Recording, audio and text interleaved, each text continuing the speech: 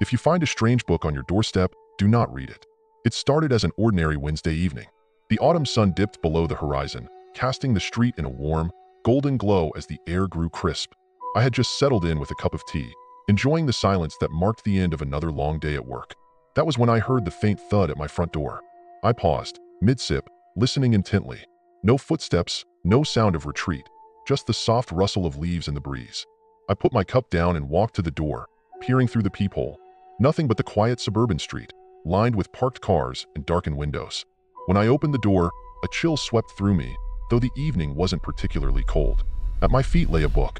It was old, bound in cracked leather that looked like it had survived decades of handling, with fraying corners and a spine that seemed barely intact.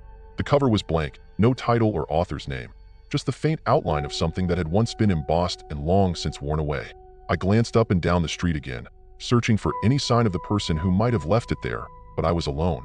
Curiosity gnawed at me, compelling me to pick it up. The leather was cold and unyielding, sending a shiver down my spine. I took it inside, closed the door, and set it on the dining table. The room seemed darker now, the lamplight dimmer. I chalked it up to my mind playing tricks, but as I examined the book, I couldn't help feeling that it had a presence, an unsettling one. I opened it carefully, half expecting pages full of dust to flake away, but instead, I found immaculate handwriting that looked impossibly neat. The first page read, "If you found this book, do not proceed. Close it now, leave it outside, and never look back." My first instinct was to laugh. It was too melodramatic, like something out of a campfire story. Yet, as I flipped the page, a strange tightness clenched my chest. The script on the next page was different, almost frantic, like someone had written it in a hurry. "You must stop. You do not understand what you're inviting in." A sudden knock on my door made me jump. Heart pounding, I spun around, expecting a face peering through the window, a shadow, anything. But there was only silence, the kind that feels alive and watching. I shook my head, trying to dismiss the unease creeping up my spine. "It's just a prank," I muttered, forcing a laugh that sounded hollow even to my own ears. I turned back to the book, against my better judgment, flipping through more pages. Each one was filled with warnings, some as simple as "don't read aloud," others more cryptic. "The eye sees only what it is shown. Be careful what you reveal." Then, a name appeared. "My name is Simon Grant, and if you're reading this, it's too late for me." I froze. Simon Grant was my grandfather's name. I felt the blood drain from my face as memories of his stories came flooding back. Whispers about the family curse, a tale he told only once when he'd had too much to drink. He claimed there was a book that had passed through generations, bringing misfortune to anyone who dared to open it. My eyes fell back on the page, but now the words seemed to shift and squirm like ink dropped into water. The letters twisted, forming new sentences. "It will come at 3 a.m. It waits in the quiet, where the light doesn't reach." The sudden noise of glass shattering in the kitchen snapped me out of my trance. I jumped up, knocking the chair over as I bolted to the other room. The window was cracked, a chill seeping through the jagged edges. But the street outside was empty, no sign of anyone who might have thrown something. I backed away, my pulse racing, and stumbled into the dining room. The book now sat open on a different page, one I was certain I hadn't flipped to. "You have to burn it. Now."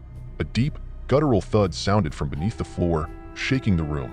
The light flickered, dimming as if struggling to stay alive. My phone buzzed on the table, and I grabbed it with shaking hands. The screen showed a message from an unknown number. "Leave the house. Don't look back. It's already too late." At that moment, the clock struck 3 a.m., and the house fell into an unnatural silence.